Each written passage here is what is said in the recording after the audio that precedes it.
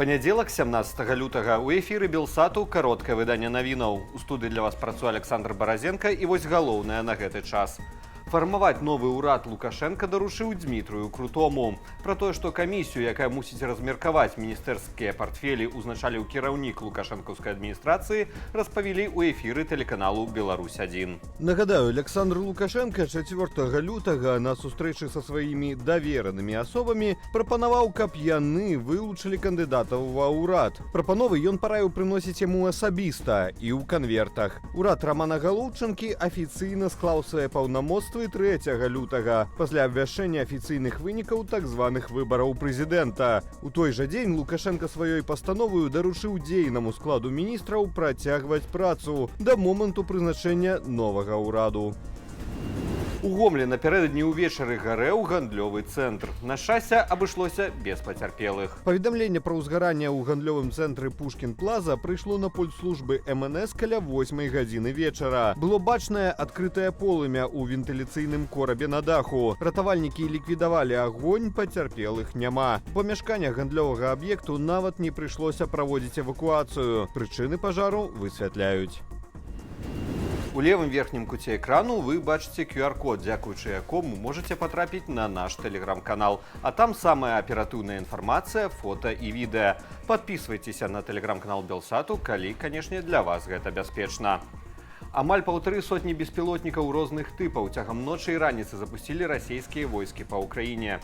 Паводле інфармацыі Генштабу ЗСУ збіць удалося 83 са 147 БПЛА. Яшчэ 59 дронаў-імітатараў былі лакацыйна страчаныя ў выніку працы сродкаў радыёэлектроннай барацьбы. Расійскія атакі зазналі Кіеў і Кіеўская вобласць, Запорожжа, Харкаў, Сумская і Днепрапетроўская вобласці. У некаторых рэгіёнах пацярпела энергетычная інфраструктура, уведзеныя экстранныя адключэнні святла. У Марганцы Днепрапетроўскай вобласці ў выніку расійскага абстрэлу пацярпелі 4 асобы. Тым часам у самой Расіі беспілотнікі атакавалі нафтавую станцыю Крапоткінская ў Краснодарскім краі. Паведамляецца, што станцыя выведзеная з эксплуатацыі. Перапампоўванне нафты ідзе на зніжаных рэжымах. У Каспійскім трубаправодным кансорцыуме, якому належыць станцыя, заявілі, што пацярпелых няма, як і пагрозу разлівы нафты. Апрача таго, у выніку атакі беспілотнікаў гэтай ноччу, паводле звестак губернатара Краснодарскага краю, у 12 дамах выбітае шкло. Пацярпела одна жанчына. Паводле інфармацыі мясцовых жыхароў, беспілотнікі таксама атакавалі Ільскі нафтаперапрацоўчы завод.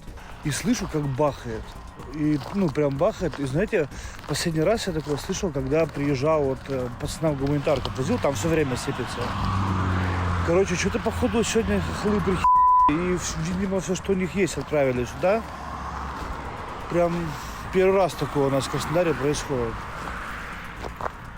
Честно говоря, удивительно. Усяго расійскае міністэрства абароны паведамляе пра 90 перахопленых і знішчаных за ноч дронаў. Большасць з іх над Краснодарскім краем.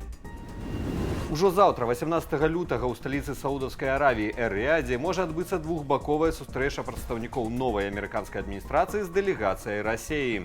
Каманда Дональда Трампа плануе абмеркаваць з расейцамі арганізацыю сустрэчы амерыканскага прэзідэнта з Уладзімірам Пуціным ды магчымыя перамовы ў справе спынення вайны ва ўкраіне.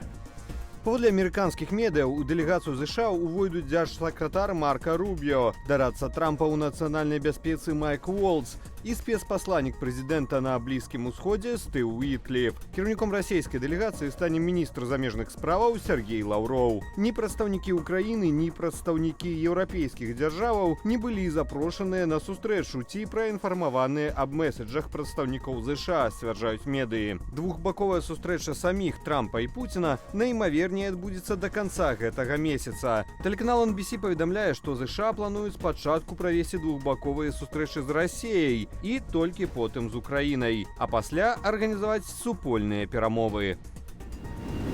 Кіраўнікі групоўкі Хамас пагадзіліся перадаць кантроль над сектарам газа палестынскай нацыянальнай адміністрацыі. Пра гэта са спасылкаю на ўласнай крыніцы паведамляе канал Sky News Арабія.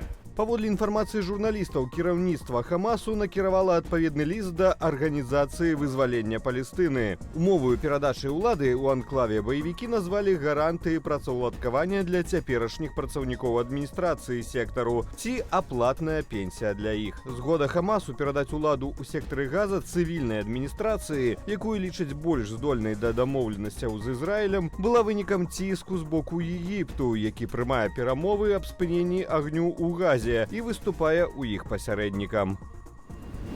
У новым фармаце, але традыцыйна са спартовым шоу найвышэйшага ўзроўню. У амерыканскім Сан-Францыска прайшоў матч усіх зорак NBA. Фактычна, аматары баскетболу па ўсім свеце сёлета пабачылі не матч, а турнір зорак. 4 каманды праводзілі паміж сабою міні-матчы, пераможцы якіх прайшлі ў фінал. У галоўным двубоі каманда Шакіла Аніла атрымала ўпэўненую перамогу над зборнай Чарльза Барклі 41-25. MVP матчу зорак у Сан-Францыска стаў разыграўца мясцовага Голден Стейт Стэфан Кары.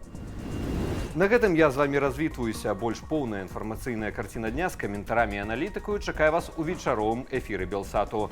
Калі вы глядзіце нас на Ютубе, заклікаю ставіць лайкі, каментаваць і дзяліцца нашым выданнем, каб яго пабачыла як мага болей гледашоў. Але не забывайцеся на захады ўласнай лічбавай бяспекі. Беражыце сябе і заставайцеся з Белсатам.